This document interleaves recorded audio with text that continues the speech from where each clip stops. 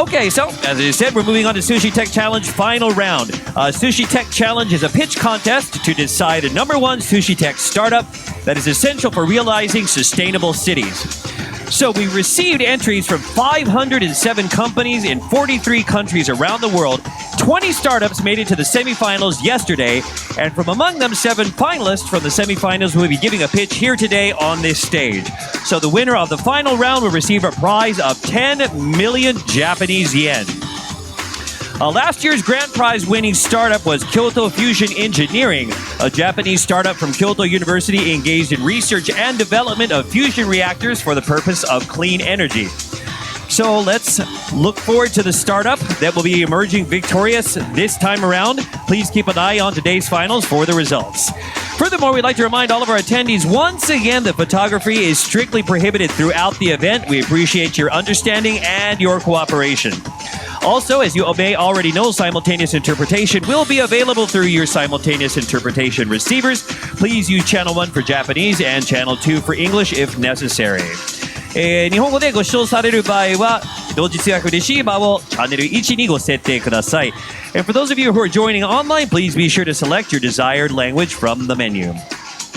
Also, if you're watching our live stream, if you have any issues with audio disruptions or video freezes, just try refreshing your browser as this may resolve the issue. If not, maybe try logging out and then logging back in. We've had maybe a couple of problems here and there, but hopefully not this time around.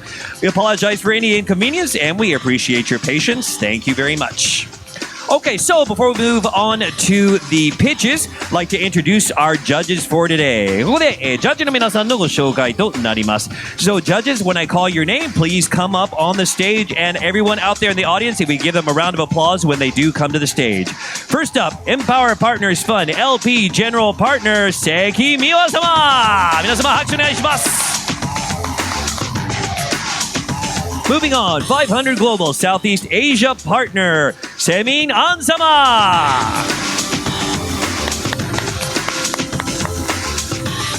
Next up, Techstars Managing Director, NSW, Kirstin Hunter. 皆様拍手お願いします。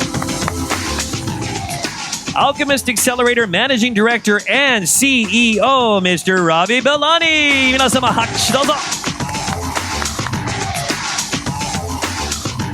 Remarkable Ventures and ERA co-founder, managing partner, Murat Aktihanoglu. 皆様拍手お願いします。Sozo Ventures founder and senior managing director, Nakamura Koichiro sama. Okay, so we're going to kick things off by getting a few brief comments from our judges. So, Seki-san, if you would start us off. Sure. I'm excited to be joined by these experienced judges, and I'm looking forward to listening to the final pitches. My name is Miwa Seki. I'm one of the 3 founding partners of MPower Partners, along with Kathy Matsui and Yumiko Murakami. We are the first ESG-focused fund in Japan, and probably one of the first female-led venture capital funds, if not the first. So thank you. All right, thank you very much. Saemin-san? It's good to be here. My name is Saemin. I run the growth equity stack for 500 Global's Southeast Asia practice. Very good to be here. Would like to really interact with up-and-coming founders and management and see how we can work together. Thank you very much. All right, thank you. Kirstin? Thank you. My name's Kirstin Hunter. I'm the Managing Director of Techstars program in Sydney, Australia. I am a founder myself, so I was a founder of a fintech startup that currently manages $15 billion. My background is very focused on sustainable financing and climate tech companies. All right, thank you. Ravi? I'm Ravi Belani, the CEO of Alchemist Accelerator. We're a leading enterprise-focused accelerator from the United States. I was the second investor in Twitch, the first investor in Pubmatic, as well as a lot of Alchemist unicorns like Launch Darkly.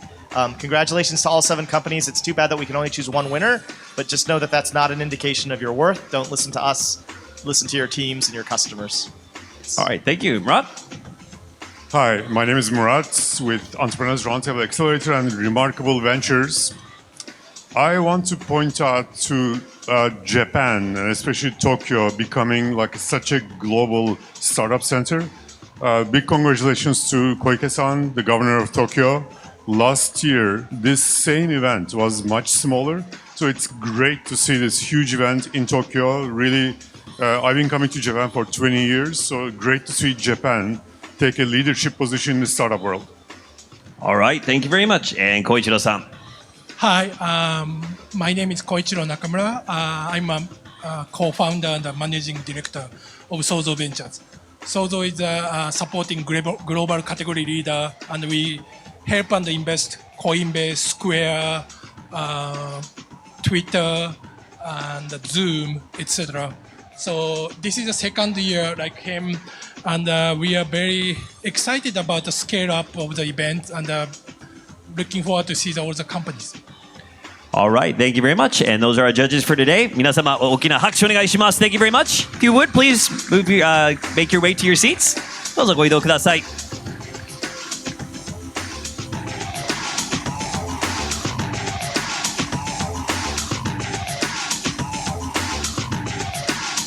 Got some really great startups going to be presenting here today. So it's going to be a tough job, I think, that the judges have, choosing just one. We're looking forward to all of our presentations, which will be starting in just a moment. Okay, so speaking of presentations, maybe we should take just a moment to introduce our presenters. These are the companies that have made it to the final round, so I'm going to bring them up one by one. よろしいですか? Okay, じゃあ参ります. First up, Entomal Biotech, Yanni, Ching! 皆様拍手お願いします.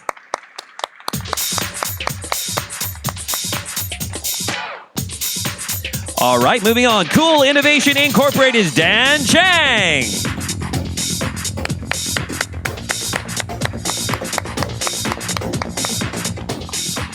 Next up, Bioplastics Company Limited. Hanh!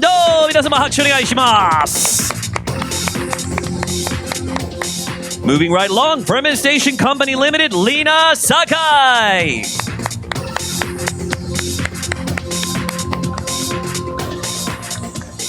Next from CancerFree Biotech, Mr. Chen. 皆様拍手でお願いください. E-Port, James Kim.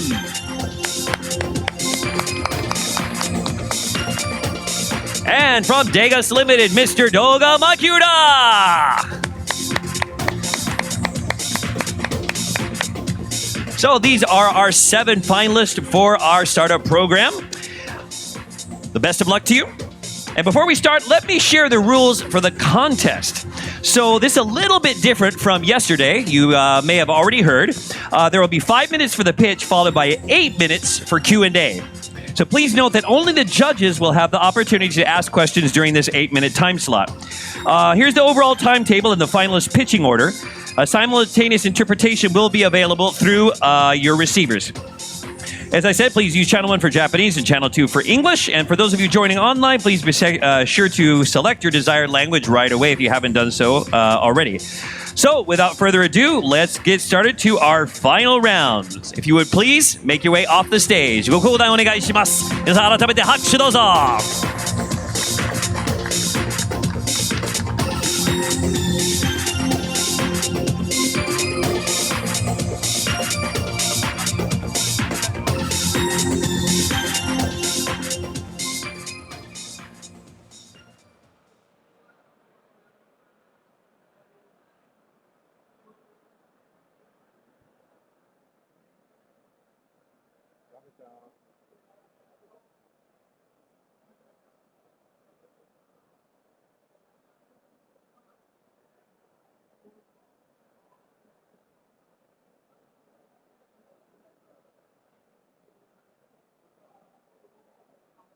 I hate uncomfortable silences, don't you?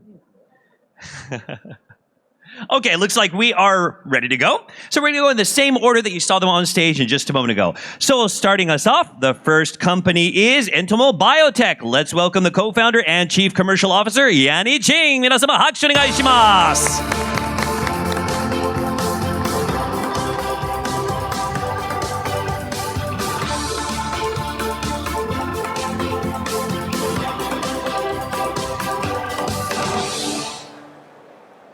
You ready to go? Yes. Hi, my name is Yanni, the co-founder and chief commercial officer of Entomal Biotech. People sometimes know me as the fly lady because at Entomal, we breed flies to turn waste into wealth. Now, we're not just an ordinary company, we're a biotech trailblazer. Our breakthrough solution can mitigate climate change, turn waste into wealth, but most importantly, enhance food security for all. Picture this. Every day in Malaysia, 17,000 tons of food waste goes to landfill. In Malaysia, we have 34 million population. Tokyo City alone have 32 million population. This is the amount of carbon emission that's being generated on a daily basis. And if we look at food waste as a whole, it's the third largest emission contributor if it was a country right after US and China. And introducing our solution powered by the incredible insect called black soldier fly that can turn waste into wealth. Now, this is not just about saving the environment. It's also about tapping into a market worth billions. Globally, $70 billion is spent on treating food waste. Southeast Asia accounts for 8, and our mission is to capture $240 million by the next decade. And here's the exciting part. We can also effectively offset 96% of the carbon emission. So you must be wondering, how do we do that? In just 7 days, all we need is a spoonful of the baby larvae to turn 1 ton of food waste into 2 valuable resources: high-protein animal feed and nutrient-rich fertilizers. We've also come up with 2 ways to tackle this. 1, a decentralized container to treat waste at source, as well as a centralized biowaste conversion plant to treat large volumes of waste. Now, housed in this shipping container is what we call as the EMBC, Entomal Mobile Bioconversion System. Treating up to a ton of food waste per month is suitable for locations such as communities, hotels, schools, and corporates. And by getting our clients to pay us on a monthly service subscription basis, they will also get carbon reports in return to align with their ESG goals, as well as claiming tax incentives from the government. But the real game changer lies within our centralized biowaste conversion plant. Setting up this 15 tons per day plant will allow us to make money by collecting waste tipping fees, selling the downstream products, and even offering carbon credits. Now, we've secured some upstream partners. You might recognize one of the names, Aeon in Malaysia, for supermarket waste, looking at shopping malls as well as city councils. We've also secured downstream partners coming from the larger Klang Valley chicken producer, as well as chemical companies. Now, you must be wondering, why black soldier fly in the first place? Because this is the solution, this is the only solution that can treat food waste with an economics of scale. Entomal is the only company who can make this happen. Other black soldier fly players are mostly focused on the downstream products, but our story is different. We have built this from the ground up, and with this unique business model, we're also able to offer black soldier fly insect protein at half the market price. We've been trusted by international clients coming from Taiwan, Thailand, Indonesia, Singapore, and even being the mastermind behind South Korea's net zero mission. We've also been approached by waste management companies in Tokyo, as well as insect feed producer who's interested to expand the business in Japan with us. So now, if the world believes in us, so can you. We've been profitable since day one, making millions from our tech solution side, coming from 4.2 million of projects lining up in the next 2 years, as well as working with the world's largest crude palm oil producer, FGV, to turn palm oil waste into sustainable animal feed. Now, we're entering an endless market, starting with our EMBCs, especially at amusement parks, hotel chains, as well as property developers in Malaysia. We're also looking to validate our central plant model, not in Silicon Valley, but in Klang Valley in Malaysia. So, we're asking for 1 million in funding to expand our footprint in sustainable food waste management and ultimately pave us towards treating 2,000 tons of food waste every single day. We have a scalable growth that can impact the world. To date, we've made over $1 million and it's projected to 3x that revenue this year. You must be wondering the people behind this vision. We're a multi-award-winning team with a solid international track record. With over 30 years of working experience and 15 years in the black soldier fly industry, our vision is a world where every scrap of organic waste becomes a lifeline for our food supply chain. By the end of next year, this is how we can bring change to the world. Turning 5 Olympic size of food waste into resources, preventing emission that will require 1 million trees to absorb, but also at the same time nurturing over 500,000 chickens and putting 4,000 tons of food on our table. Remember, this is just the beginning. Be the change you and I wish to see in the world, and we look forward to speaking to partners and stakeholders to join us on this exciting and impactful journey. Again, my name is Yanni. We're Entomal, the fly breeders that turns waste into wealth. Thank you. All right, thank you very much. All right, now it's time to move on to our Q&A. Do any of our judges have any questions? If you do, please raise your hand. All right, Saemin, okay. Can you walk us through the whole process again? There's a slide that you said our solutions, right? So you get a ton of wastage. Yeah. And you breed the flies eat the waste, it breeds the larvae, and then what happens to the flies? Yes. So the flies only exist for one sole purpose, which is to mate. The mating part is where all the IP and patents will lie, because to ensure the scalability, we need to ensure a quality production and quantity production of the larvae, which is why for us, we have developed, in fact, later on in my tech slide, we will see some of these technologies that we use for the growth of the black soldier fly larvae. So that's the environmental control, as well as the LED light spectrum to optimize that growth. But in order to help them to treat waste in such an effective way, we've also developed our own rearing trays that will house them just like high-rise buildings, giving them a comfortable environment for them to consume the abundance of food waste that we're feeding them. Yeah. So you're essentially also, are you optimizing traits for like eating volume traits and also birthing traits, yield traits? Correct. So we optimize the mating as well as breeding procedures of the black soldier flies and the offspring, and hence combining it with our robotics and automation, allowing the business to scale across. Excluding the carbon emissions, what are the mark-to-mark differences between a incineration plant execution of input compared to your input right now? Yes. So if we look at incineration plant, the things that's able to burn, that is burn effectively, is usually the drier waste. But the only problem usually when it comes to burning is when food waste comes in with very high moisture level. With high moisture level, the burning efficiency is reduced, which is why it's not an optimized feedstock for incinerator. Hence, we can actually work hand in hand with incinerators where the high moisture level food waste goes into black soldier fly, which also ultimately turn into resources that will be beneficiary for our agriculture as well as livestock farming. Okay. Thank you. Any of our other judges have? Oh, okay. Murat? Sorry, Ravi. Is there a reason why this technically couldn't have been done 5 years ago? It seems like such a fantastic idea, and if the market is so significant, and if you're using just an insect that's existed for eons, why didn't this exist before? There are a few reasons. A lot of people will struggle when it comes to the tech, when it comes to scalability.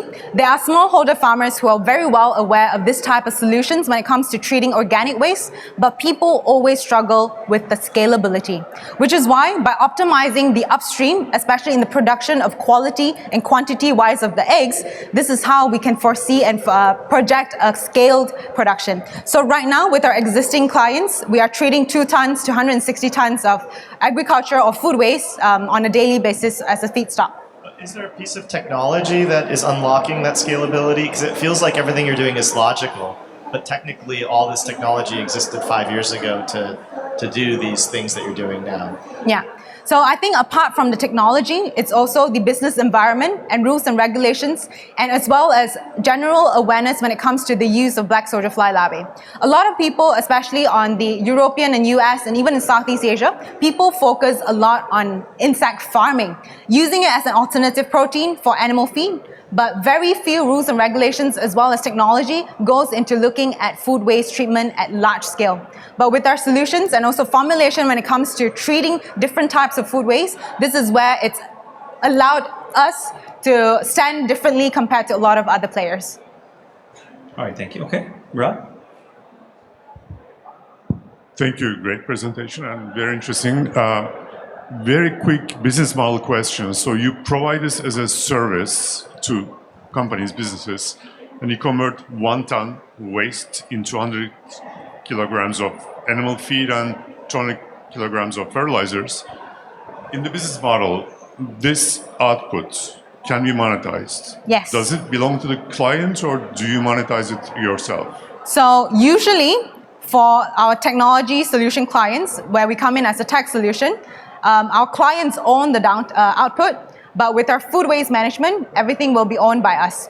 In fact, one of the things that I haven't put in, it's also a new project that we are launching with the Borneo side of Malaysia, with the state government, where we're establishing a whole value chain for chicken farming. Right now, Jakarta has just moved their capital into on the Borneo side, so they're establishing this chicken farming where palm oil waste and sago waste from Kuching and Sarawak will be able to turn into sustainable animal feed to supply for the chicken farming. So that's a project that we're joint venturing with the state government. All right. Kirstin, I believe you had a question? Yes. Yes, thank you. There is actually a very similar model to this operating in Australia, a company called GoTerra, yes. Yeah, awesome. But I was wondering with the EMBCs, what's the demand like that you're seeing from the potential partners, and how are you thinking about the challenges of setting up these units in these different areas? Yeah, so right now we have been officially launching the EMBC across some of these units. Photos of so usually we see a lot of demand coming from hotel chains. So JW Marriott Group, we've started with Le Méridien. We're also finalizing it with Courtyard by Marriott, preparing it to launch in the next 2 weeks. We have universities, we have amusement parks. We're also working with property developers, and a lot of times they see the value, especially when it comes to sustainable food waste management, because they're generating food waste on a consistent basis, but also at the same time they see the value in advocating for SDG or aligning with their ESG compliance.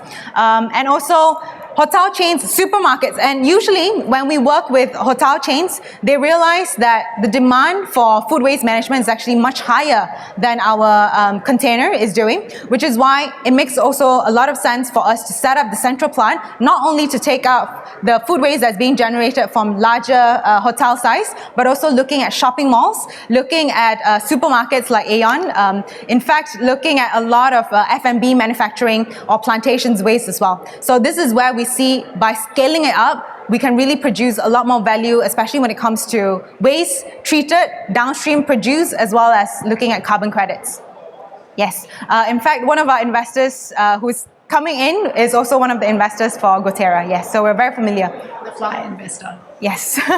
All right, thank you very much. That's all the time we have for Q&A. Sorry about that. All right, thank you very much, ladies and gentlemen. Yanni Ching for Entomal Biotech. Arigatou gozaimashita. Thank you.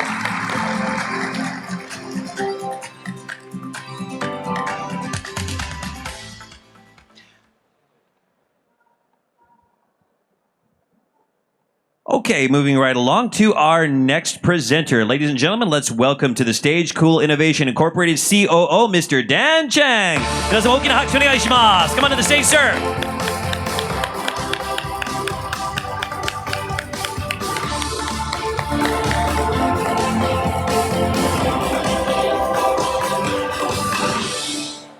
All right, take it away. Okay, I'm Dan Chang from Cool Innovation. I'm here to introduce you to Fresh Anywhere. That's transforming the perishable goods by enabling perishable goods supply chain by enabling 10x of preservation time, 50% of energy use, 5x ROI, and more. Let's jump into the actual results first. So this is the strawberry stored in our environment at 0 degrees Celsius and 95% humidity. On the day 26, the appearance, texture, taste remain unchanged from day 1. To measure the freshness of the grapes, you need to look at the stems. So they're still green and firm even after the 3 months. This is Japanese pear, we store for 5 months without any packaging. The weight decrease is really common in a long-term preservation, but we're able to reduce that to only 8%. And chestnuts are extremely sensitive to dryness. But in our environment, they are able to stay moisturized, firm, and fresh for 6 months. We bought these flowers from a local flower shop and stored them for a month. The result is quite refreshing, as if they just woke up from hibernation. And these are the sweets stored for 1 week. Normally, you'll probably throw them out, but we ate it. That was delicious. There's no consequences afterwards. This is storage from one of our customers, keeping lettuces fresh up to 45 days. And this is the lettuce over there for about 2 weeks. The freshness is definitely at a level you'll pick to buy at a supermarket. We store them at 5 degrees and 95% humidity. Even with such a high humidity, the cardboard box is still dry. Why?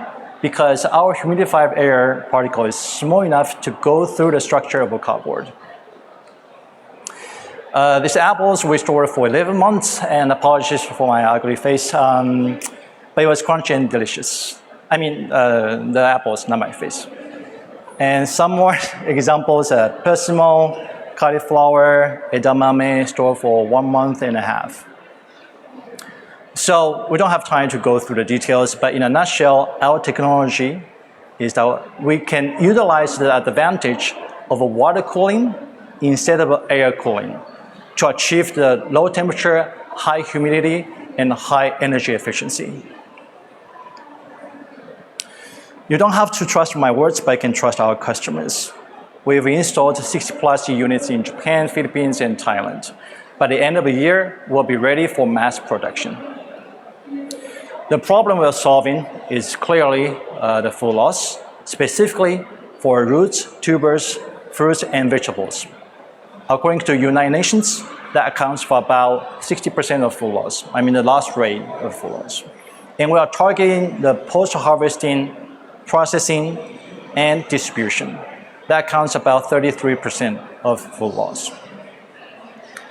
Here's a case study in the Philippines. So we start from Banquet to Manila to Palawan. More than 1,000 kilometers long, 19 days of preservation, 1.5 tons of goods, and 18 different vegetables. Okay. So the results, were able to reduce the food loss from 40% down to 4.5%. And most of them remain Class A, which has much higher economic value. And they couldn't have any before. And in the process, we'll only use half of the energy. And the cost saved for the customer is $2,100 for just one trip. So the ROI for the customer is quite obvious. Our products are containers, units for warehouses, and small storages. By the end of the year, we'll launch the solution for trucks. Our business model primarily involves subscription, leasing, and professional services. The founder and CEO has 4 decades of experience in refrigeration technology and holds about 100 patents. Our CFO has a VC experience, 10+ years, and startup incubation. Me, as a serial entrepreneur and business professional, used to work for Fortune 500 companies such as Amazon and started a couple of startups. So the impact we're making socially, economically, environmentally is very clear and it's huge. We are working with governments, enterprises, research institutes, logistics companies to achieve the goal. But we need more like-minded people and organizations to make this happen together. Thank you for listening. All right, thank you very much. So it's now time to move on to our Q&A. Does anyone have any questions? Okay, Koichiro-san. Great presentation and Thank you. Great idea. Thank you.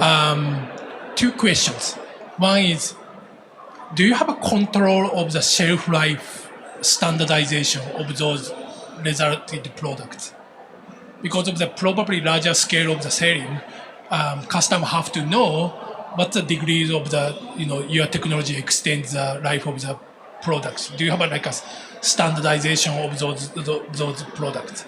Well, the answer is we'll say no, because we provide the tool, but we don't guarantee the results. It's not like we're bullshitting, but because the condition the customer bring in is not something we can control. So the user onboarding process will be something like, they'll need to do experiment first, right? Whatever fruits, whatever vegetables they want to try. And it could be 1 month, 3 months, even 6 months. When they try it with certain temperature and humidity setting, they're satisfied and then purchase it. That's the process. So we don't give a guarantee, if you're setting in this way, but it failed, some damage to the goods, we'll pay for it. No, we're not doing this. One more question. Sure. Could you explain about the price point of each your product and also the unit economics of those? Okay, well, I'm a little bit reluctant to say here, but what I can say is we used to sell it directly instead of leasing and stuff. Because we're a small startup, we need money, we need cash. But the issue is the customer cannot afford it. For example, the 20 feet container, we sell it for 13 million Japanese yen. 20 feet. A lot of people are, no, it's too expensive. But we say, oh, you can use for 5 years and you do this calculation, the ROI could be this and that. Only few customers can afford it. And they also need to get some support for the government. It's like before we have a rent the house. If you want to live in a house, you need to buy it. The market is really, really small. But now you can rent it, just like our stuff, so market will be quickly expand. That will be our next stage. So the price points is, as just mentioned, when you buy it, that will be the price. But for subscription, that will be probably 10-20% more for that. But it's good for the customer because most of those customers, they cannot think about 5 years later. They only focus on the fiscal year. So if the economics makes sense for them for that year, that's easier for them to make the decision. All right, thank you very much. Murat? If you, yes, but just as a request for all of us, just like you're doing that, if you could be sure to bring the mic a little bit closer to your mouth when you speak. Thank you very much. Okay. Definitely. Thank you. This is very interesting. My actually question was the price, and I was going to ask about the ROI. Sure. But with your model that you just explained, now you need to finance a lot of equipment. You need to like raise some like maybe line of credit. But on the ROI part, it's around $80,000 for a 20-feet container.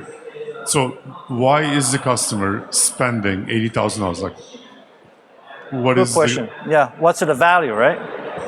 So in what we can publicly say is this case study. So this customer is actually a food trader. So they need to move the stuff once a while, but actually it's once a week or twice a week. And in this example, they're able to cut down the cost just for 21,000 US dollars. It's not the money that can get by selling the Class A vegetables. It's just from the loss they saved, okay? So let's forget about their earnings, just about the 2,100. If you move that 8 times per month, then that would be 16,000. And if you pay 3,000, it's a good deal. Thank you. But to follow up on the financing part, sure. Do you think at scale the cost will come down, or is it like a fixed cost for the equipment? No. Also the retrofitting? Most likely it will vary. Right now we're focused on Japanese market, but most likely it varies because we don't do that directly. That'll be too asset intensive. But what we can do is work with our partners. In Japan, people have a good credit, so the interest rate is low, and it's easier to get the money. But maybe Philippines, they have a not so good credit system, they may need to pay more. But they cannot afford that much, so we'll adjust it accordingly. So we'll see. Sorry, I don't have the answer right now. When you look at the model itself here, yes. Is there a next evolution where you're trying to retrofit existing refrigerator modules that you want to build out? You mean existing products? Yes, so product existing lines? refrigerating units. Oh, is there a technology that you're building that retrofits that so that it has the same efficacy as what you're doing right now? Well, very, very different. So, very different. So let me get into a little bit technical here. So on the top, this is a typical refrigeration. So when you walk in, there's a fan running and you feel the wind. That's called air conditioning, right? So just imagine why I mentioned about the advantage of water cooling instead of air cooling is the energy transfer efficiency is very different in the air and the water. So let's say you have sauna, right? Sauna is a really hot, well, I mean, it's big in Japan right now. So if you go into 100 degree sauna, you are fine. It's just hard, but you are fine. But going to the mist right? There's a mistype of fauna, you'll burn yourself. This is because the heat exchange efficiency is too higher. But why the current technology doesn't have that is because it needs to use the air and fan to circling the cold air inside. So they cannot keep the high humidity. For professionals in the industry, when they're here, you can keep it at low temperature and high humidity. They're like, no, you're bullshit. It's not possible. So that's our groundbreaking stuff. I'm sorry, that's all the time we have. I'm really sorry to interrupt again. That's all the time we have for Q&A. Thank you very much, ladies and gentlemen. Another round of applause. Mr. Dan Chang from Cool Innovation Incorporated. Thank you.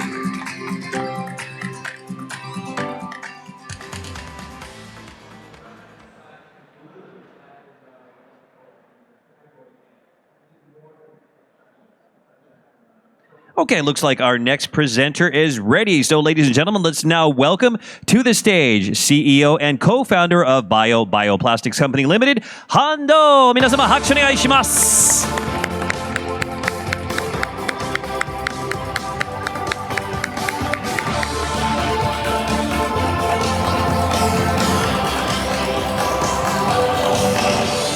Okay, whenever you're ready.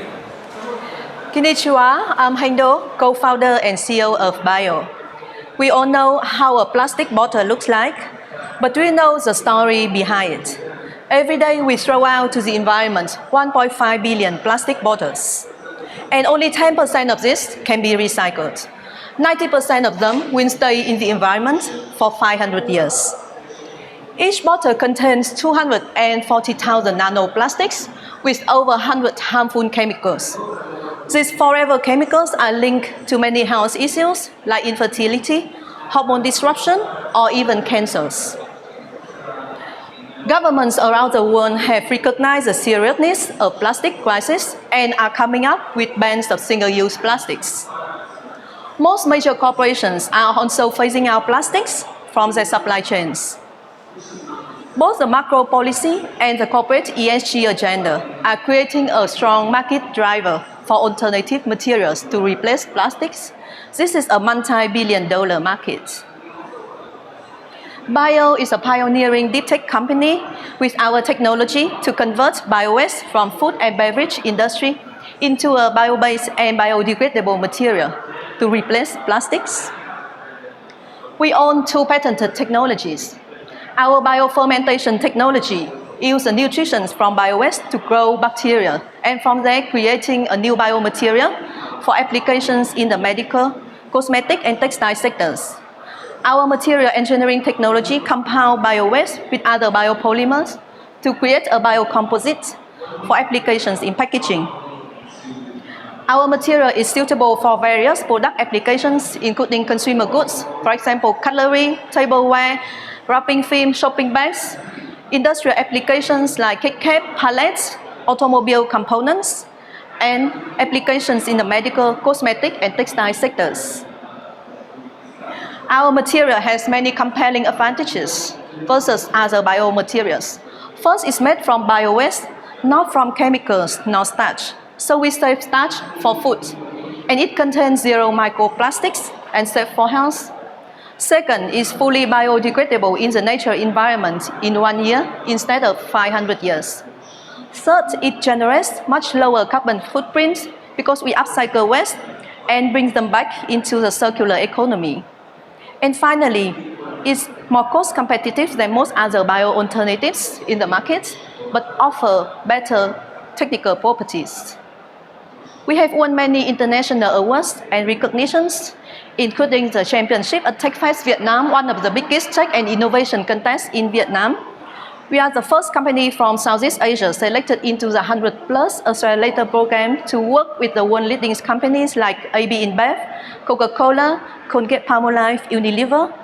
We are the top 5 finalists in sustainability at South by Southwest. We are also the top 10 companies selected by the Singaporean government for our waste management technologies, finalists at SusHi Tech Tokyo, and one of the 10 startups selected to showcase our technology at the World Future Energy Summit in Dubai for our climate tech innovation. Our team is comprised of experienced founders, and top leading scientists in the areas of biotech and chemical engineering from the top universities. And we are backed by an advisory board of global leaders and academics with dedication to sustainability. We operate a modern manufacturing capacity of 10 tons per month in Vietnam, and we are prepared to scale up by 10 times next year. We have built a firm partnership with multi-billion-dollar companies like AB InBev, Mondelez, Unilever, Ferrero, and others. And we have a distribution network around the world in USA, European, Asian markets to serve a global markets. We have raised close to 800K so far. We are planning to raise the next round of funding by Q3 this year. We are operating a capacity of 10 tons per month with the plan to scale up by 10 times next year. We have 3 patents in pipeline, and we are planning to hit 1 million revenue by the end of this year.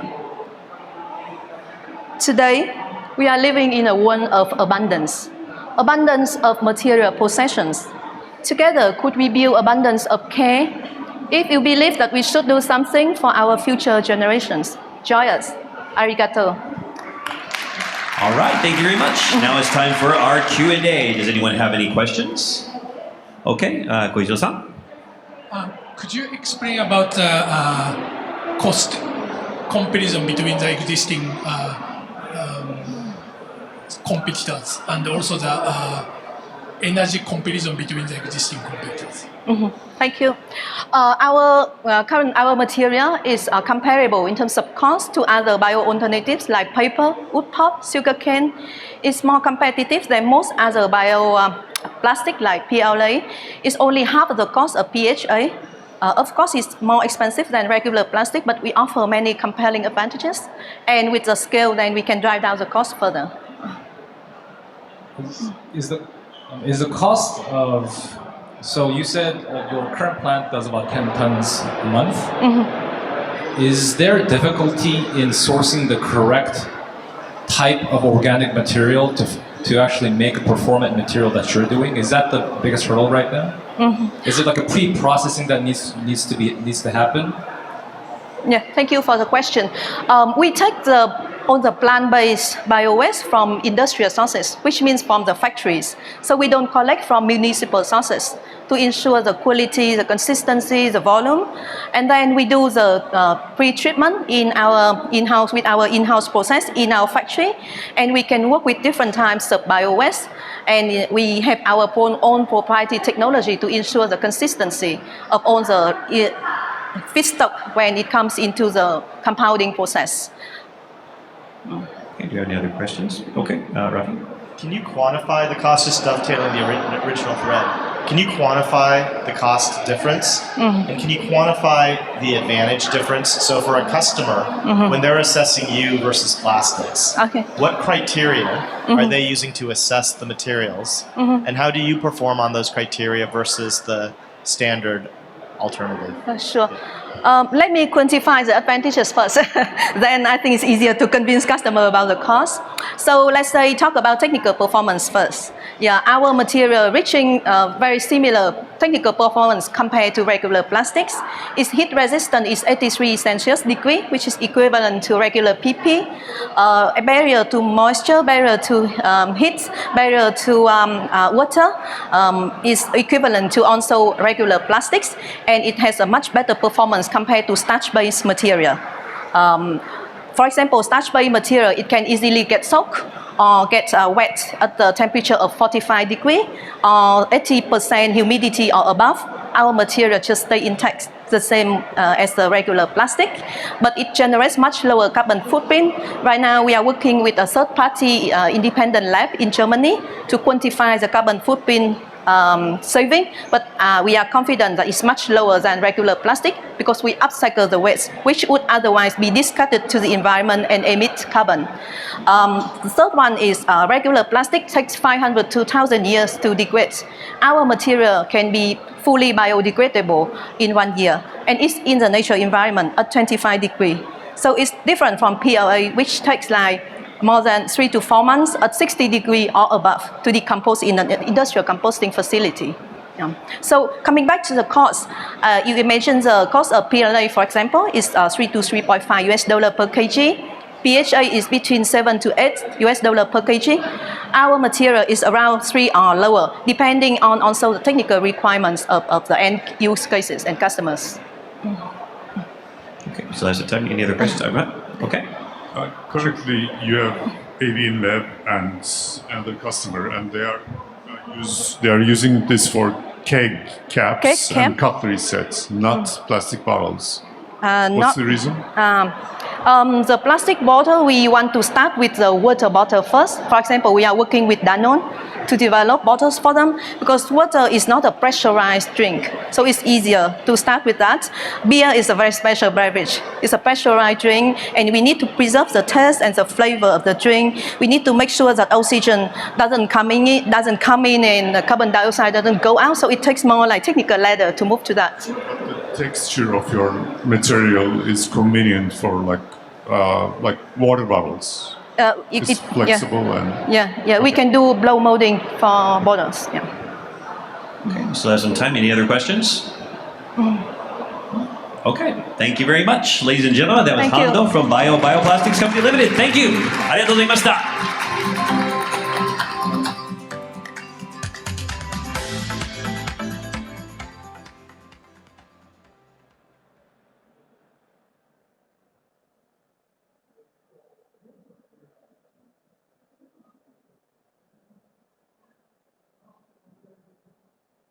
Okay, so now it's time for our next presenter. So let's welcome to the stage the CEO of Fermenstation Company Limited, Lina Sakai. 皆様拍手どうぞ.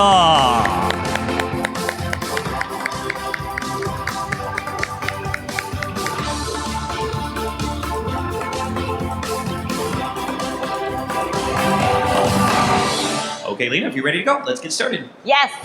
Hello, everyone. I'm Lina, founder and CEO of Fermenstation. We transfer food waste to biofood ingredients and make money by replacing existing petrol-derived ingredients. Most of the food that we eat every day contain lots of petrol-derived ingredients. It's everywhere. It's in drinks, snacks, ice cream, and many more for flavors, coloring, and other functional purposes. But in order to reduce the environmental burden, the world is looking for ingredients that is sustainable, natural, and also functional. The market is rapidly growing.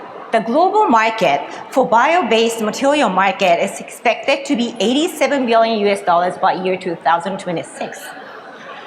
But in order to meet this growing demand, we have to consider how we make these sustainable ingredients. Fermentation have a new approach and focus only on the food waste as our starting material. We turn food waste, 30% of the food produced worldwide is wasted. It generates 10% of the greenhouse gas emissions, 4 times more of the aviation sector. We turn food waste to food ingredients with better sensory experience. It's actually far better than no replacement. Our fermentation upcycling platform is a solution. We first take food waste and dissolve with enzyme and ferment with microorganisms and make the ingredients of our choice that can be used in many industries such as food and beverage, cosmetics, and chemicals. Let me show you an example. Coffee grounds is one of the most annoying food waste and actually really hard to handle. And 60 million tons of coffee grounds are landfilled or burned, emitting harmful greenhouse gases. But with our technology, we turn coffee grounds to lactone. Lactone is an ingredient typically made from petroleum and is commonly used as flavor. It tastes and smells like milk, peach, and sometimes beef. But what we can do is far more than coffee grounds. After spending 10 years for research and development, we have succeeded to make the database that enable us to utilize more than 100 different kinds of biomasses. With a microbiome and enzyme library, we come up with the best pathway design. We are a one-stop shop, not just a lab, but we have already a factory in place with global certifications. We are manufacturing already and selling, and actually by the end of this year, we are expecting to expand our capacity. But customers like us and pay us because what we make tastes good and have clean label and it's not subject to any new regulations, so it's easier to adapt. You can actually measure the taste. This chart shows the lactone produced through our system having 7 times more of the concentrates compared from the conventional fermented milk drink. We have the right traction. Our customers are global leaders in these sectors, and we are making biomaterials for them utilizing their own food waste. Or sometimes we source the food waste for them. Our revenues are growing rapidly, mainly from Japanese customers, but now we are working and talking with US and French companies on specific items. We've been working with many corporations making up either ingredients or the products, utilizing the food waste. Our path to growth is so clear. We start from the platform business, providing R&D service first, and then manufacture for them at our own factory. And this is where we are now. But by year 2026, we'll be providing the material itself at large and be the global leader of the biomaterials. This is our team making all this thing happen. We have a both business and technology background. And lastly, we are trying to be nice to the environment and also social impact. We are proud to be a B Corp, trying to achieve both business growth and social impact. Our circular is really perfect, and the more we do, it's better for the environment. But I'm here today, look for a potential partner and the people who support us. I quit Deutsche Bank about 20 years ago and started to learn about fermentation and how I started my business. I waited more than 10 years for the time to come. The people appreciate what we do, and now is the time to work with you all. Thank you so much. All right, thank you very much. So let's now move on to our Q&A right away. Anyone have any questions? Okay, Koichiro-san. Will you explain any ingredients? You have will you pick any ingredients? You have a commercial level scalability and explain about the unit economics of including the pre-process cost. Okay, yeah, thank you for asking. Right now, our focus is the flavor, and now level is almost done. Actually, we do have the samples ready, and our customers like us, and we know how to make it at our own factory.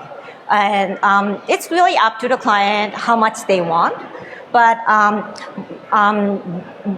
right now what we're doing is, lactone itself is done. But it's not like a pure lactone, but the liquid that contains lactone. And we talk with customers and they come to us, can you make it more like meaty flavor or the milk flavor? And once it's done, they will start using. And which we think will happen by next year. One more thing. Okay. Why you produce? Why you don't license IP and also the rapidly growth? Okay, thank you for asking. Actually, we started our business first from making bioethanol. So we have our own factory in place and realized, it's really good for the customer because they don't need to spend money for capex.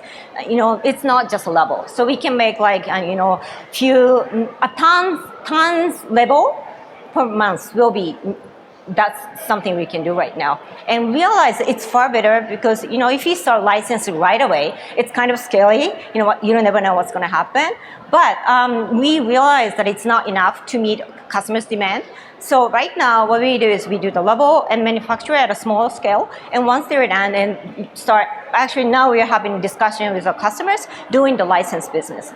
So in few months from now, I think we'll be done, make the really format, trying to protect our IP and also be happy to provide the enzyme or the microorganisms and the system itself. Could you explain the ballpark of the unit economics of those production cost versus the actual revenue? You mean the final product cost? Actually, you can really compare. If it's for vanillin or lactone, it's super, super expensive if it's natural, right? few $100s per kilo kind of things. And if it's petrol, it's much cheaper. But what we offer is more like a mix of the flavor and the texture, and they don't really compare with the conventional. And it's more, and if they add like 0.1% to the product, it will do the job. So we're not having much discussion about the cost. It's more about how they want to customize. So that's the issue we're facing right now. Okay, Miya-san, yes?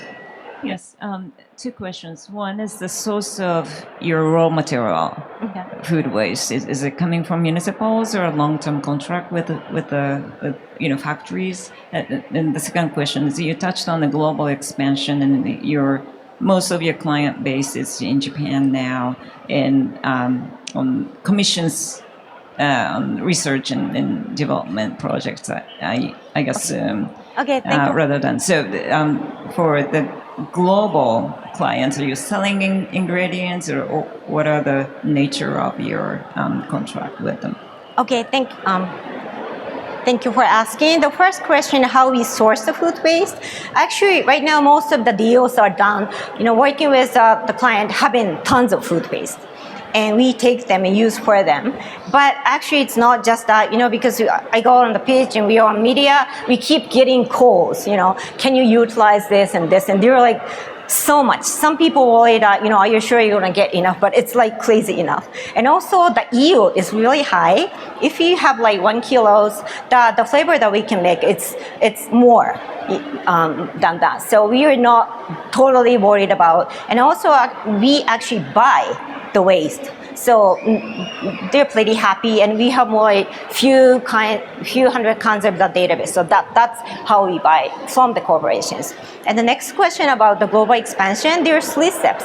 So right now, to our potential customers, we are talking about providing the R&D services. In that case, sometimes they send us like a frozen biomaterial, the waste, and we do the level and send it back. That might work.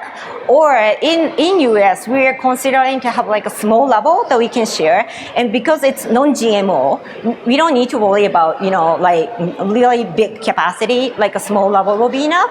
But to do the real business, our path right now thinking is work with the corporations and do the level. And once they're happy, we may have our own equipment at their place. It makes more sense, to do or making the products where the waste comes from. And because we're doing the license talk right now, we know what we should do, what we should protect this and what we should make it open. So I think we're pretty flexible and can go ahead for the global expansion. Do you have any other questions? Kirstin? Thank you. I'm interested in the process of going from this solid food waste into the ingredients. And so if you take your example of the coffee going into lactones, what volume of coffee do you need to get a usable volume of lactones? And what happens to the leftover physical remnants of the coffee? Okay, yeah, thank you for asking. I'm not going to make it too complicated, but actually it's a really interesting system that we do. For example, there are 100 kilograms of coffee grounds. And actually, it's not just lactone that we can make. We can make coffee flavor. And the yield is about 20%. No, for coffee, it's about 5%. And you can actually make vanillin, but I won't go into detail. But to make lactone, we use that residue. So it's a waste. And we take that, and usually, though I keep saying lactone, it's actually a liquid that contains lactone. So it will be about 5 to 10 times more. So actually, it's good and bad, maybe thinking about, the waste management kind of things, but we can make lots. Yeah, and the capacity can be really small. The pre-treatment, fermentation can be done in 1 tank. Though we use 3 microorganisms, but it's pretty easy and simple process that we have right now. All right, thank you very much. That's all the time we have for our Q&A. Ladies and gentlemen, another round of applause. Thank you very much. Fermenstation Company Limited, Lina, Sakai, thank you very much. ありがとうございました。Okay, so that's it for the first half of our pitches for today. But before we move on to the second half, we'd like to introduce the companies that supported this event as our sponsors. So if you would, please direct your attention to the screen. Here we go. Okay, everybody, it's now time to move on to the second half of our SusHi Tech Challenge Finals. それでは大変長らくお待たせいたしました。再開いたします。So, the top batter for the second half of our finals is Mr. Chen, founder and CEO of CancerFree Biotech. Let's give him a round of applause. 拍手でお迎えください. Come on to the stage, sir.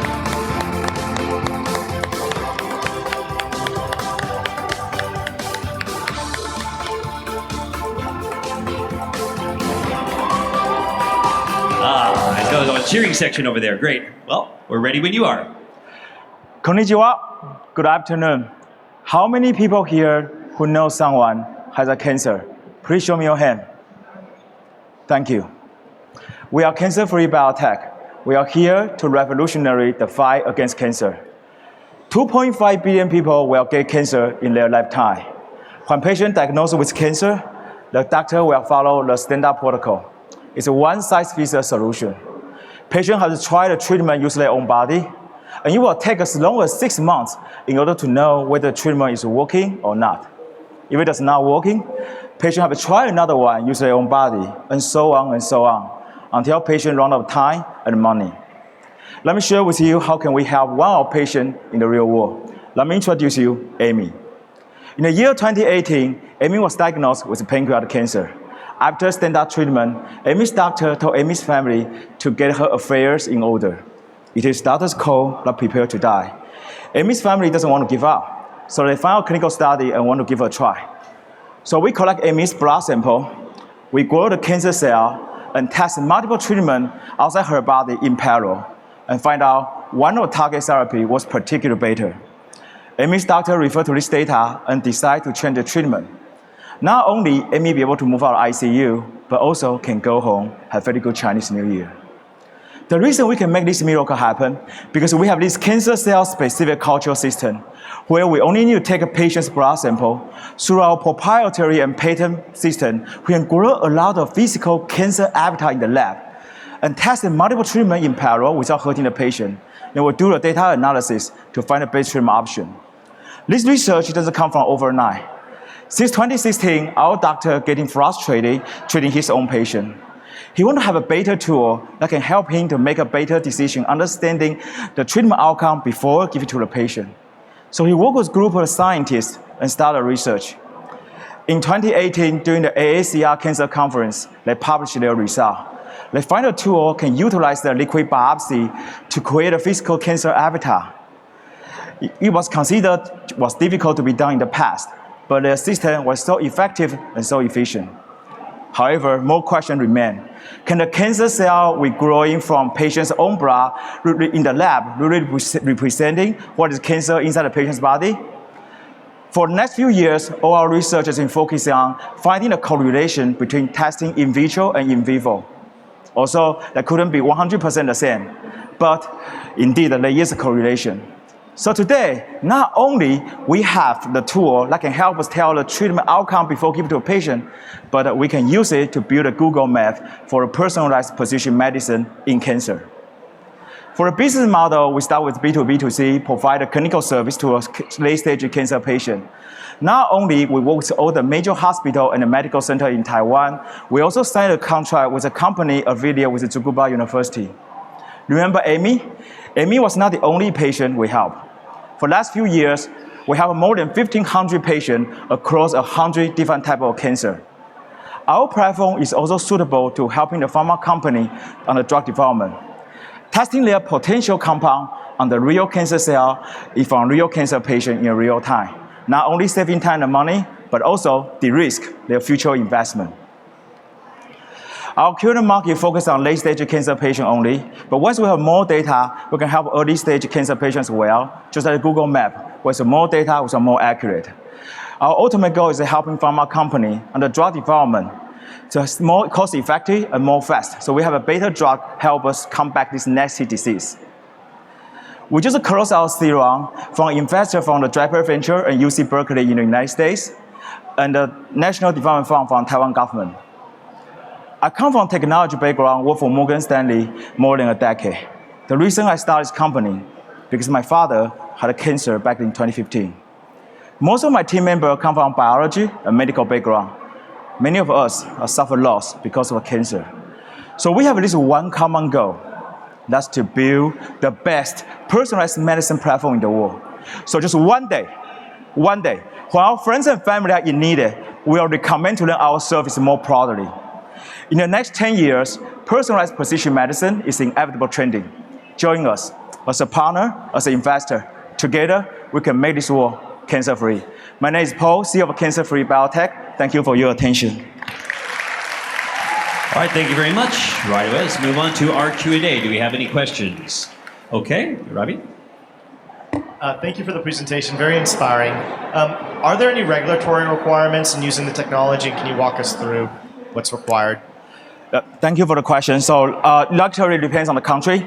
So like in the United States, if we want to provide a service to the general public, the laboratory needs to be certified under Korea laboratory certification. But Korea laboratory is not difficult, it costs money, but I think more importantly is how to expand the market, the business operation. So our first to market goal in the US is under research only. But however, in Taiwan, we are under LTDS, Laboratory Development Task. So as long as we have certified lab, we can provide a service to the patient. Thank you. Any other questions? Koichiro-san? Could you explain the stage of the development at this moment? And also, I think this is a very competitive area. Could you explain about your most strongest competitive advantages? Okay, sure. So where we are right now today, as I mentioned, we focus on late-stage cancer patient. The patient are already, most of the TA are the stage 2 or beyond. Patient already finished the standard treatment, but you can know that a lot of patients still look okay, but doctor will say, oh, you have 6 months to a year to live. In this case, the patient will want to do something. Doctor say, okay, let's try it this way. So in Taiwan, we already provided this service as a commercial available product to the patient already. So we have about $500,000 revenue last year. 80% of revenue come from the patient and hospital, the pay service. The remaining 20% of revenue is come from the pharmaceutical company, which we can provide as like a preclinical testing tool for them. Yeah. Thank you. Oh, sorry, I have one question about competitor landscape. So there was another company in the United States doing the similar work. It's called Notable. They focus on the area for leukemia and lymphoma, or we focus on the solid tumor. That's a bit different. But how I want to say this, I think our ultimate competitor is death. Because every tool for precision medicine here is all try to help in patient. Some people will say this in the precision medicine, you may compete with genetic sequencing. I will say differently. Genetic sequencing is good if we have a big data, such as lung cancer, breast cancer has enough big data. Certainly, we can help the patient to more precisely choose. Sometimes you see the sequencing report, the doctor will say they have the 5 different actionable drugs. The doctor still doesn't know which one is the best. And in that case, we can step in. For those tumors does not have enough big data, such as a sarcoma, brain tumor, I think is where we can actually focus on. And that's why for company strategy in the next few years, we focus on rare disease cancer, particularly on the pediatric cancer space. Thank you. All right, any other questions? Okay. Do the insurance companies reimburse doctors for this? What's the revenue model? Does it have to come out of pocket to right now from the providers or the patients? Yeah. Or will the payers reimburse? Yeah, I'm going to answer this question with currently and our future plan. Currently in Taiwan is paid out of pocket, and I think this is going to be in the foreseeable short future as well. Ultimately goal, we want to use this tool to change the standard treatment guideline. Right, in the future, I think there are certain treatment, like for example, brain tumor, they only have 4 or 5 drugs available. If we can help in those kind of rare disease cancer choose the better drug, and it will save a healthcare system and a lot of money, and so insurance company will reimburse it. And then we can also use this tool helping the pharma company develop a better new drug for those rare disease cancer. At that time, we can be reimbursed by insurance. That is why our next stage with the money with our current raising, we plan to study the clinical study in the New York City. We already have a contract almost ready. I cannot disclose it, we haven't signed yet, with some medical center in New York. That's how our goal is, to get there. Yeah. Okay, Saemin? So if you look at your business, where is the secret sauce? So you talked about how you can take a limited ml of plasma and blood, increase, I guess, replicate the cancer cells inside it, and then look at kind of pattern matching and precision medicine. Which part of it do you have IP coverage for, and what is more proprietary than your competitors? Yes, there are actually multiple parts of it. The first part, the secret sauce, is how we know what part of the cell is good before to culture. Right, this part is proprietary, protected know-how. However, it cannot be scaled for sure.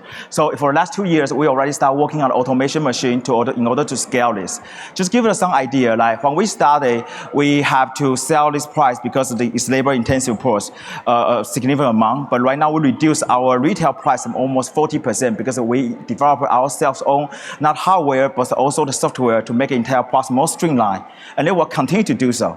Now, second, the patent protect part is our culture in play and the culture in media. That part is a culture is patent protect. In the future, I think that the database is also the important part of it, because right now we have the 1,500 patient data already. Just like this year in the AACR, we published the result about 500 patients, and each of them tested 10 different drugs. Those responses have different data. It's a very interesting pattern.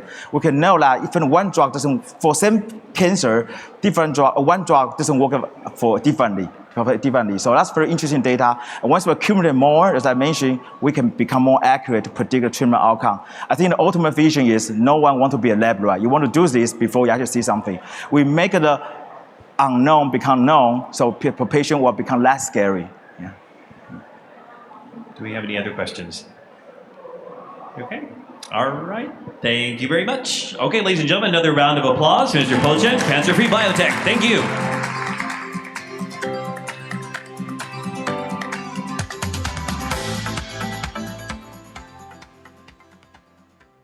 So moving on to our next presenter, ladies and gentlemen, let's welcome to the stage co-founder and CEO of E-Port, Mr. James Kim. Minasama hakusho onegai shimasu. Come on to the stage.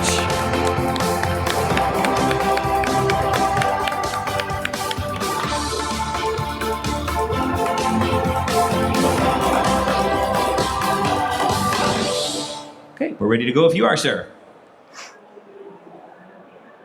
This is a simplified diagram of the maritime supply chain. This complex web has been mastered over centuries to facilitate global trading in the analog era. However, in the digital world that we live in today, this complex web comes with its price. Slow information flow causes low visibility, resulting in underutilization and wastage. Subsequently, higher cost and excessive greenhouse gas emissions. Maritime today is responsible for 3% of total greenhouse gases. However, by 2050, this will grow to 17% if we do not take actions. Hi, my name is James Kim, CEO and co-founder of E-Port. Before E-Port, I was in the shipping industry as a ship owner, ship broker, and a ship operator. Over a decade, every single day I faced this problem, and I was wondering there must be a better way. So 4 years ago, we created ELSA. ELSA is a ship-in-port platform which stakeholders can procure port services online and gain access to real-time operations data. ELSA uses a unique three-step solution methodology. Step 1, transform your day-to-day operations digitally, achieving the 0 to 1.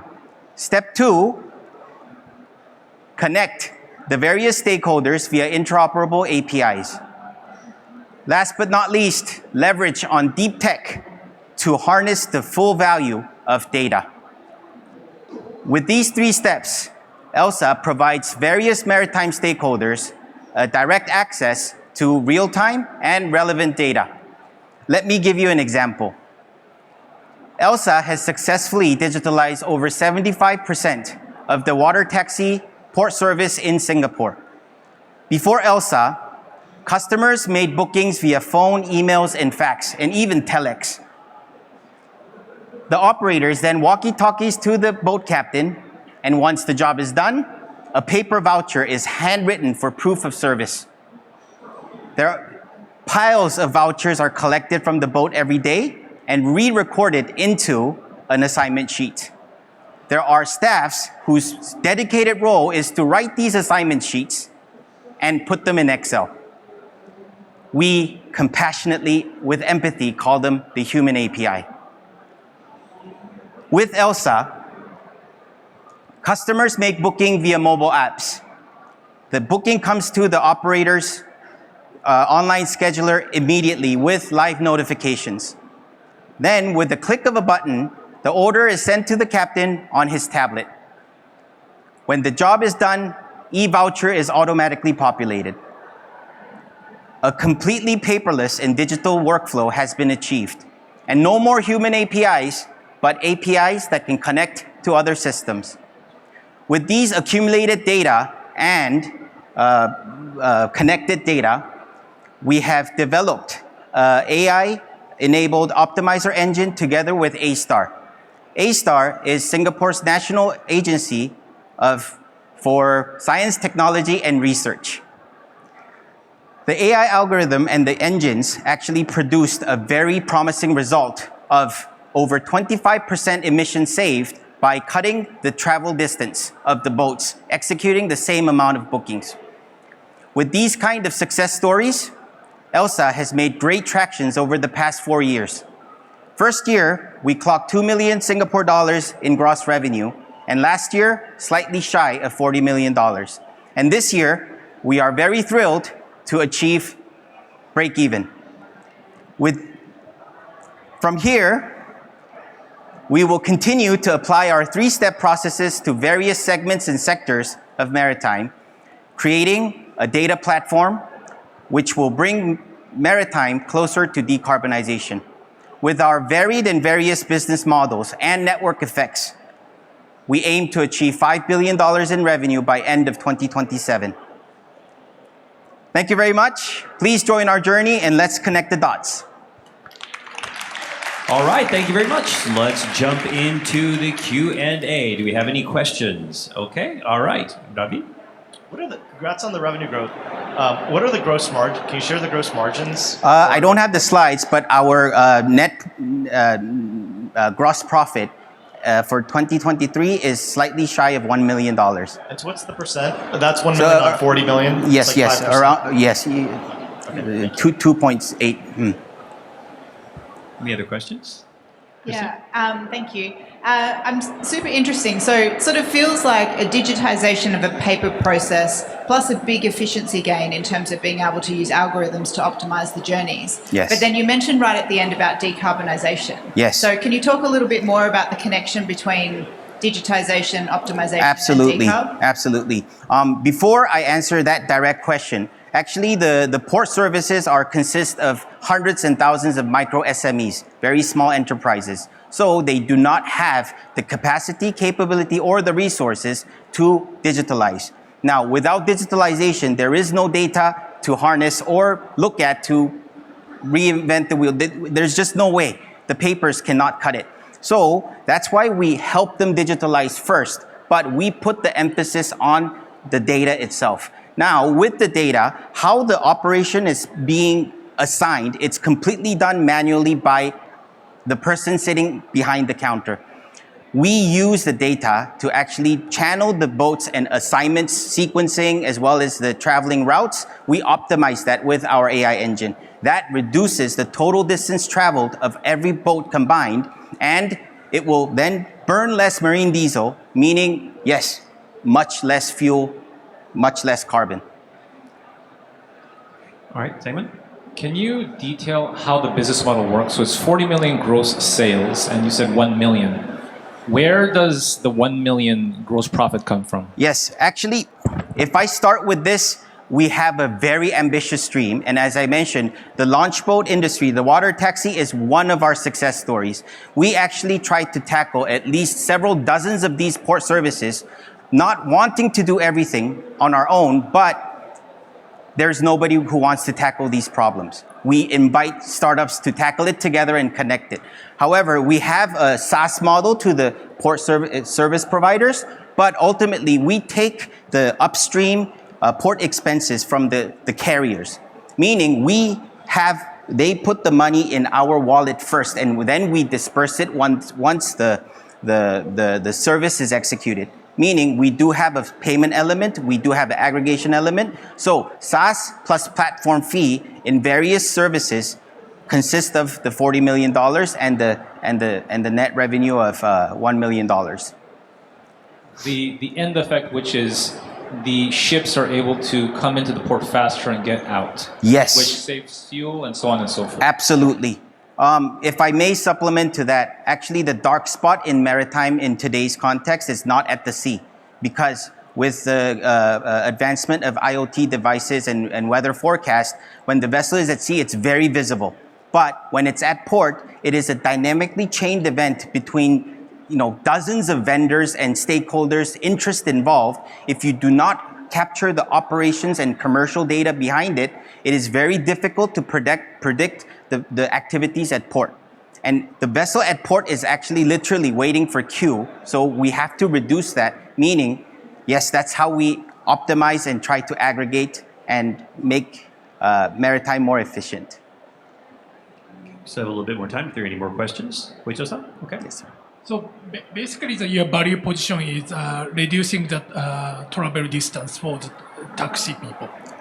For the launch operation, yes, the water taxi. But this can apply to the tugboats, the garbage collection boats, and many different services that actually has a similar business model.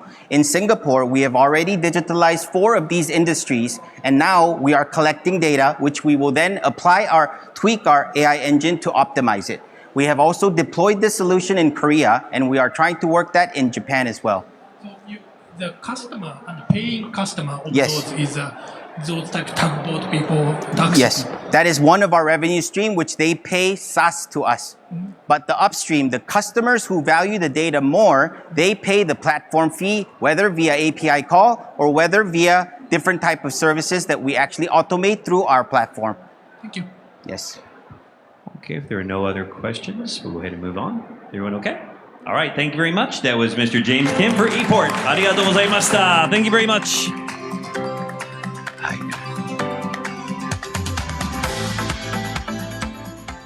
Hi, ところ、最後のプレゼンテーションとなりました。So this is our actual last presentation for our pitches for today's finals. So ladies and gentlemen, without further ado, let's welcome the founder and CEO of Degas Limited, Mr. Doga Makiura, to the stage. Here we go.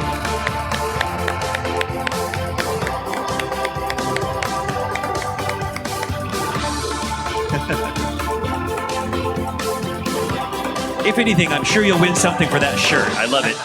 Thank you. Before entering college in 2013, I spent some time in Rwanda, East Africa. I visited farmlands and met smallholder farmers there living on less than $3 a day. After 5 years in 2018, I returned to Rwanda and I was astonished by the development of the capital city, as you can see on the left. But nothing had changed outside of the city. People are still suffering from low incomes and with harsh living conditions. And this wasn't just the case in Rwanda. Over 600 million smallholder farmers in Africa face same struggles. A radical change was needed. So I founded Degas in 2018. Hello everyone, my name is Doga from Degas Limited. I was born and raised in Japan and the UK, and now living in Ghana, as you can see. Here I am. At Degas, we build tech products to unlock a massive hidden market of smallholder farmers. Our in-house developed app collects high-quality data on the ground, even offline, and we calculate credit scores based upon the data such as farm polygon maps and seminar attendance to determine the bankability of these farmers and unlock financing opportunities while ensuring traceability. Our business model is pretty unique and lucrative. We actually finance these farmers with physical agri-inputs like fertilizer, provide agronomy, increase their productivity, and during harvest season, farmers pay us back in kind of corn bags instead of cash. I know it's very crazy. And we sell these commodities to premium off-takers like Nestle. Last year, we financed over 26,000 smallholder farmers. And since the inception of our company, we financed over 46,000 farmers who are overlooked by microfinance institutions and traditional banks. 5 million revenue last year alone in this business and making a bottom line. Not just that, our impact goes beyond economics. 97% of our farmers last year doubled their incomes, and these numbers have been verified by a third-party impact verifier. So, as farmers grow, so do our business opportunities. Leveraging our great farmer financing operations, we're doing a lot in decarbonization as well. We're implementing regenerative agriculture on the largest scale in Africa, implementing practices like reduced tillage or cover crop, sequestering CO2 in soil that is giving $25 or more extra revenue to farmers. And now Degas is developing the world's largest carbon project with great partners. And letters of intent for short-term offtake of worth around $10 million is already in the line by global partners and companies. Also building a platform to monitor carbon to help all farmers to sequester CO2 in soil. And we're doing this with great partners, Nestle, Japanese companies, Gates Foundation, among others. A team of over 220 people from 11 nationalities, together with investors, invested over $15 million already today. We drive changes together. Thank you so much for listening. All right, thank you very much. Sorry, there was one more thing. Okay. I always forget to mention about this important thing. One more thing. Today, I am honored and excited to announce for the first time, well, technically a second time because I did the same yesterday, Degas Geospatial Foundation Model. We've been using machine learning models to change the way farmers live. But as you may know, in order to build accurate models, you require a lot of data, high quality data on the ground. So we built our own foundation model, pre-trained specifically with global satellite images instead of a text. We released our first paper last week, and it's a state-of-the-art model. Surpassed and achieved the highest accuracy among all existing models like IBM, NASA, ServiceNow, or Stanford in tasks like land cover segmentation and flood detection. It's truly a revolutionary product, if you know it. We now only need a few hundred samples to build highly accurate models, reducing a lot of cost on the ground. We can apply this on our own solutions in agri and carbon. Not just that, we can also apply it to other tasks in national security, to energy optimization, and it can even see through clouds. Our go-to-market strategy is to build solutions with companies, and already we're about to sign a first $600,000 contract with a global agri-chemical company to build a yield prediction model. Now we go global with farmers, carbon, and technology. This time, thank you so much. All right, thank you very much. Very, very interesting presentation. So we'll jump right away into our Q&A. Anyone? Okay, Miwa-san, I think you had your hand up first. Thanks for your presentation. Can you walk us through how you monitor and measure changes in soil organic carbon? We've seen a lot of similar products, concepts to your carbon measuring product. No surprise, through remote sensing. Yeah. So what sets you apart from those competitors? And then the second question is, are you financing farmers yourself, or you are collaborating with financial institutions and other I got it. partners? Thank you. Great question. So we monitor our soil organic carbon in combination of ground data soil sampling and machine learning modeling, which we've tried on our farms for the past 3 years, reducing cost. And in terms of the competitiveness among other remote sensing carbon monitoring platforms, we got 3 massive unique selling points. One is the foundation model, Degas foundation model we've got, which allows us to reduce the amount of ground data we collect to compute highly accurate carbon monitoring platform. And this method actually being accepted at ICLR, which is a top machine learning conference. And we have a great global expansion.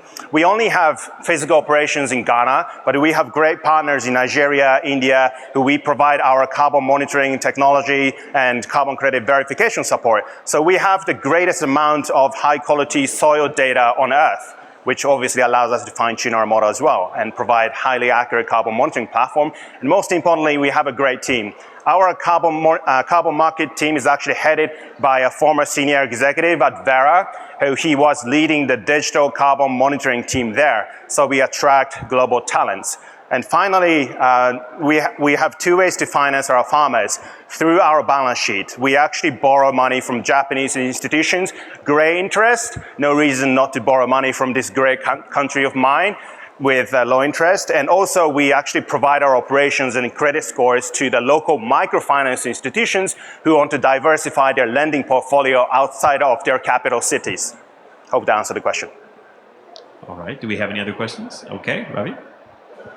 Once you identify an undervalued piece of real estate or potential farm, and they use you once, what prevents them from just disintermediating you for the next cycle? Why would they still take the dollars from you, or the soil from you, or the inputs and pay you back? Why wouldn't they just go straight to Nestle or the end customer?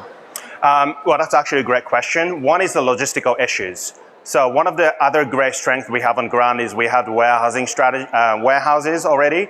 So we can store a large amount of maize out there and then store until the maize is at the highest price. And Nestle obviously doesn't take individual customer orders because they can never meet their quality assurances. So that's probably the major reason why. And what can you share the gross margins you're getting on the 5 million? Is that gross revenue, or if you don't want to? What I'm curious about is that net revenue or gross revenue? Is that? It's the gross revenue, and then what I meant by making a bottom line is the actual operating profit margin. Okay, Koichiro-san? Are there any verification data with the credit score data was right or accurate? Yeah, so our verification standard, which is like NASDAQ, right, who verify our carbon credit scheme, is called Vera, which has the market share of over 60%. And our team actually came from Vera, who was making the actual methodology to allow which credits are to be verified. So we have a highly accurate compliance team to really make sure that we are not greenwashing and only creating credits, and most importantly, selling credits who really need it the most after they've done their carbon reductions. Still got time for a few more questions, if anyone has one. Are we okay? All right, thank you very much. Ladies and gentlemen, once again, that was Degas Limited, Mr. Doga Makiura. Thank you very much. Okay, so that brings to a close all of our 7 finalist companies' presentations. I hope you enjoyed it as much as I did. And thank you very much to all of our presenters. Really looking forward to finding out who the winner is going to be. So before we move on, we're going to get the judges to move back to their office and do their judging duties. But before that, I'd like to get a few words from each of them before we move on. So let's start off with Seki-san. Could you give us a few comments, a few words? Sure. Every presentation is interesting and inspiring, but unfortunately not everything is investable. And 5 minutes is too short for me and probably other judges to figure out what's most attractive to us. So we'll talk about it. All right. Thank you very much. Saemin-san? I'm actually really shocked and flabbergasted about how high quality the founders are in this event. Like I've never had a situation where all 7 had some place in the world that they can impact materially, economically, and also socially. So I think I give it up to SusHi Tech to really bring in really, really good founders. I'm like legitimately shocked. It's really good. So would love to talk to these founders a lot more to see how we can help. It's very, very inspiring, isn't it? Okay, moving on. Kirstin? Thank you. I agree. Amazing presentations from all of the founders. Thank you to all of you. I think the thing that made the difference for me between the presentations that I loved most and the ones that I didn't was the ability to tell, obviously, a very complex story. Each of these businesses are very complicated, but to tell that complex story really, really simply so that we as the judges can get across the business and the problem that you're solving within that 5-minute period. I think that's the real challenge. So thank you. Thank you very much. Ravi? I loved how mission-driven these founders were. And it's so actually sort of refreshing that the software companies were a significant minority. It's rare to see from a Silicon Valley perspective where software is sort of taken as the religion. So it was very inspiring. It's also, if you're doing non-software, if you're doing hardware or other deeper tech, it is hard. So it is inspiring, and it's also challenging. So yes. All right, thank you, Rich. Murat? I agree with everybody. Actually, we have a really difficult job because they're all great businesses having impact on the world, and they all have revenue. They are solving real problems, and some of them are actually real founder story businesses. The founders experience a problem, and they are now solving it. So amazing job to all the founders. It's very difficult to do this. So congrats. Okay, thank you very much. And last but not least, Koichiro-san? Hi. I think that now is a great timing to start looking at sustainability technology. I confirmed the today's session because we see the more realistic option and the scalability technologies we didn't see 5 years ago. And only comment is I agree with the Seki-san is it's very hard to see and dig around the complicated hard tech technology. So maybe this is a judgmental decision might not be the reflection of the potential of the business. All right. Well, thank you very much for all the comments. And so right away, I'd like to ask our judges to move to the waiting room to begin their deliberations. So can we give them a round of applause on the way out? 皆様改めて拍手お願いします。ありがとうございました。